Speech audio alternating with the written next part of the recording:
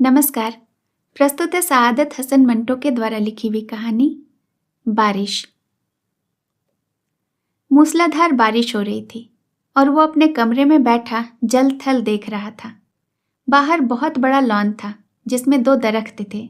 उनके सब्ज पत्ते बारिश में नहा रहे थे। उसको महसूस हुआ कि वो इस पानी की यूरिश से खुश होकर नाच रहे हैं। उधर टेलीफोन का एक बड़ा खंभा गड़ा था।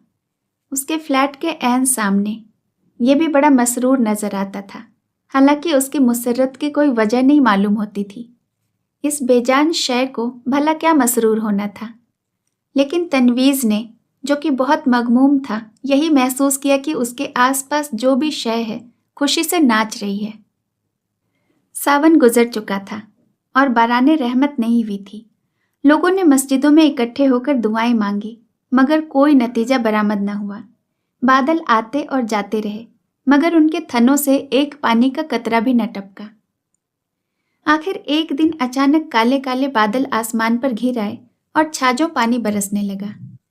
तनवीर को बादलों और बारिशों से कोई दिलचस्पी नहीं थी। उसकी जिंदगी चटियल मैदान बन चुकी थी जिसके मुंह पर पानी का एक कतरा भी किसी ने न टपकाया हो। 2 बरस पहले उसने एक लड़की से, जिसका नाम सुरैया है, मोहब्बत करना शुरू किया था, मगर एक तरफा मोहब्बत। सुरैया ने उसे दरखोरे एतना ही न समझा। सावन के दिन थे, बारिश हो रही थी।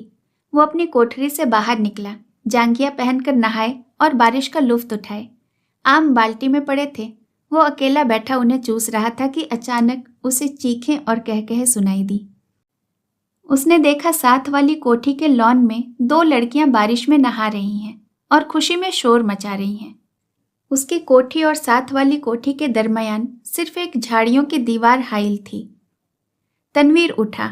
आम का रस चूसते हुए वो बाड़े के पास गया और गौर से उन लड़कियों को देखा। दोनों महीन मलमल के कुर्ते पहने थे जो उनके बदन के साथ चिपके हुए थे।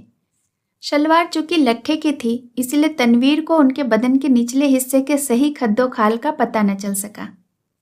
उसने पहले कभी किसी औरत को ऐसी नजरों से नहीं देखा था जैसा कि उस रोज, जबकि बारिश हो रही थी, उसने उन दोनों लड़कियों को देखा।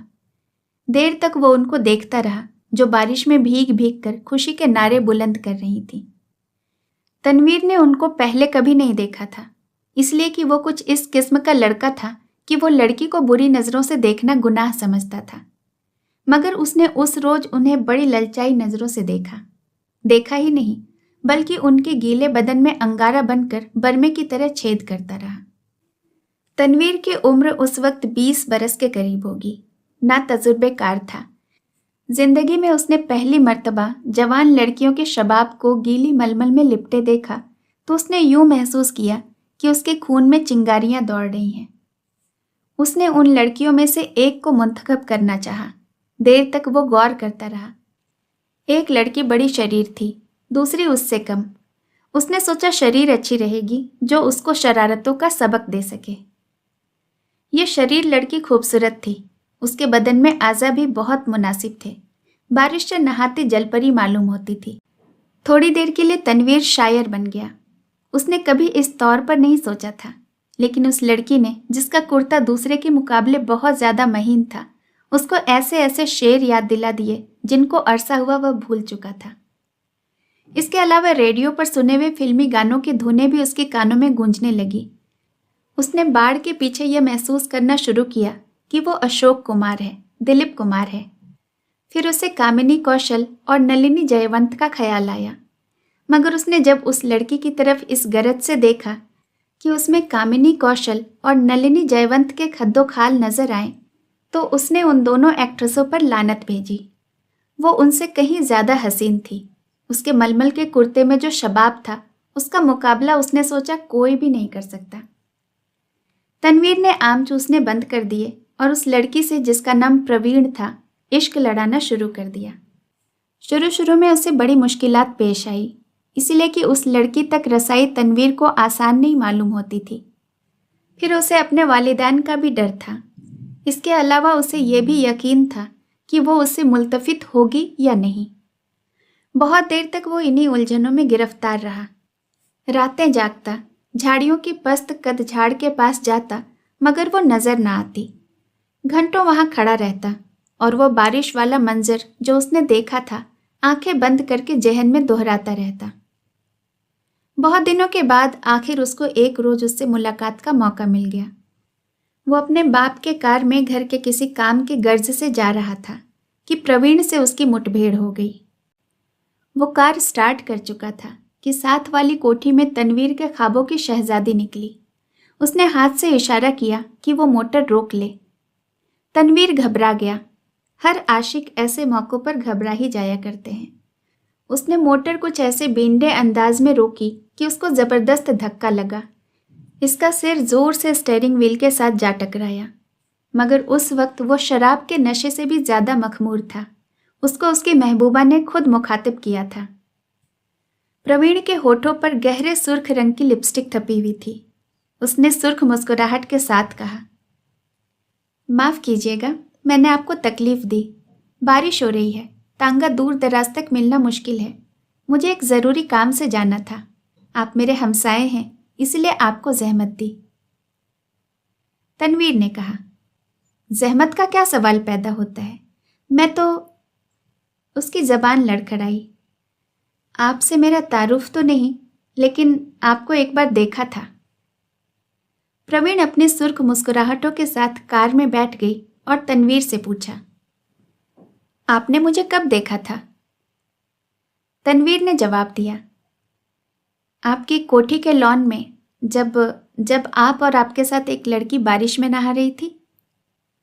प्रवीण ने अपने गहरे सुर्ख लबों में से चीखनुमा आवाज निकाली, हाय, आप देख रहे थे?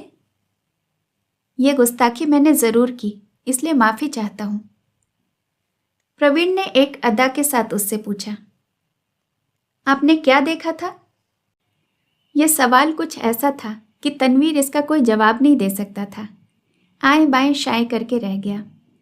जी कुछ नहीं, बस आपको, मेरा मतलब है कि वो जो दो लड़कियां थी, वो जो बारिश में नहा रही थी और खुश हो रही थी, मैं उस वक्त आम चूस रहा था। प्रवीण के गहरे सुर्ख लबों पर शरीर मुस्कुराहट पैदा हुई। तनवीर ने मोटर स्टार्ट कर दी। आपको मैं कहाँ ड्रॉप कर दूं? प्रवीण मुस्कुराई, आप मुझे कहीं भी ड्रॉप करेंगे वही मेरी मंजिल होगी। तनवीर ने यूं महसूस किया कि उसे अपनी मंजिल मिल गई है। लड़की जो उसके पहलू में बैठी है अब उसी की है, लेकिन उसकी इतनी ज़रूरत नहीं थी कि वो उसका हाथ दबाए या उसकी कमर में 2 सेकंड के लिए अपना बाजू हमायल कर दे। बारिश हो रही थी। मौसम बहुत खुशगवार था। उसने काफ़ी देर सोचा। मोटर की रफ्तार उसके ख्यालात के साथ तेज़ होती गई। आखिर उसने एक जगह उसे रोक लिया और जज्बात से मकबूल होकर उसको अपने साथ चिमटा लिया। लेकिन फ़ौरन तनवीर को यह एहसास बड़ी शिद्दत से हुआ कि उसने बड़ी नाशाइस्ता हरकत की है और गालिबन प्रवीण को उसकी यह हरकत पसंद नहीं आई। चुनांचे एकदम संजीदा होकर उसने कहा, आपको कहाँ जाना है? प्रवीण के चेहरे पर यूं खफगी के कोई आसार नहीं थे, लेकिन तनवीर यूं महसूस कर रहा था जैसे वो उसके खून की प्यासी है। प्रवीण ने उसे बता दिया कि उसे कहाँ जाना है। जब वो उस जगह पहुंचा तो उसे मालूम हुआ कि वह रंडियों का चकला है। जब उसने प्रवीण को मोटर से उतारा तो उसके होठों पर गहरे लाल रंग की मुस्कुराहट बिखर रही थी। उसने कूल्हे मटकाकर ठीक कस्बियों के अंदाज में उससे कहा, शाम को मैं यहाँ होती हूँ, आप कभी ज़रूर तशरीफ़ लाइए। तनवीर जब भौचक्का होकर अपनी मोटर की तरफ बढ़ा तो उसे ऐसा लगा कि वो भी एक कस्बी औरत है जिसे वह हर रोज़ चलाता है, और उसकी लाल बत्ती लिपस्टिक है जो प्रवीण के होठों पर थपी हुई थी। वो वापस अपनी कोठी चला आया। बारिश हो रही थी और तनवीर बेहद मगमूम था। उसको ऐसा महसूस हुआ कि उसकी आंखों के आंसू बारिश के कतरे बनकर टपक रहे हैं। आप सुन रहे थे सआदत हसन मंटो के द्वारा लिखी हुई कहानी बारिश। कहानी सुनने के लिए आपका बहुत बहुत धन्यवाद। जल्द मिलूंगी एक नई कहानी के साथ। नमस्कार।